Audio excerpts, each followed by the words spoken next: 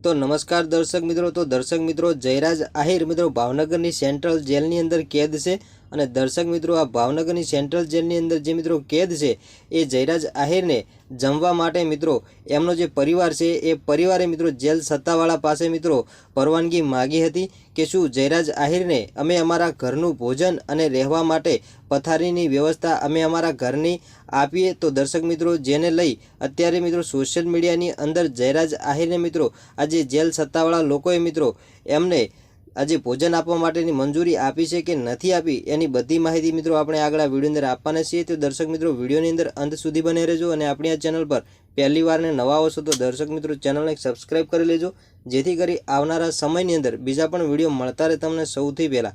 તો દર્શક મિત્રો વાત કરીએ આપણે જયરાજ આહિરની। તો સાહેબ તમને ખબર છે કે જયરાજ આહિર અત્યારે ભાવનગરની સેન્ટ્રલ જેલની અંદર કેદ છે અને દર્શક મિત્રો જે જેલની અંદર મિત્રો જે પણ કેદી હોય તેને મિત્રો જમવાનું જેલમાંથી જે આવે એ જ મળતું હોય છે।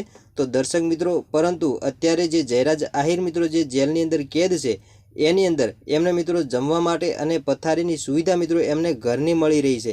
કારણ કે દર્શક મિત્રો જયરાજ આહિરની જે મિત્રો પરિવાર છે એમના પરિવારે મિત્રો જયરાજ આહિરને જમવાનું અને રહેવા માટે જે પથારીની વ્યવસ્થા મિત્રો એ ઘરની મિત્રો આપીએ એવી મિત્રો મંજૂરી માગી હતી। તો દર્શક મિત્રો જેલ સત્તાવાળા લોકોએ મિત્રો અત્યારે એમને મિત્રો આ જયરાજ આહિરને ઘરનું ભોજન અને મિત્રો પથારીની વ્યવસ્થા માટેની મિત્રો મંજૂરી આપી છે અને દર્શક મિત્રો અત્યારે જયરાજ આહિર છે એ મિત્રો ઘરનું ભોજન જમે છે અને મિત્રો ઘરની પથારીમાં તેઓ સૂઈ રહે છે। તો દર્શક મિત્રો અત્યારે સોશિયલ મીડિયાની અંદર જયરાજ આહિરને લઈ મિત્રો અનેકો વિડીયો વાયરલ થઈ રહ્યા છે।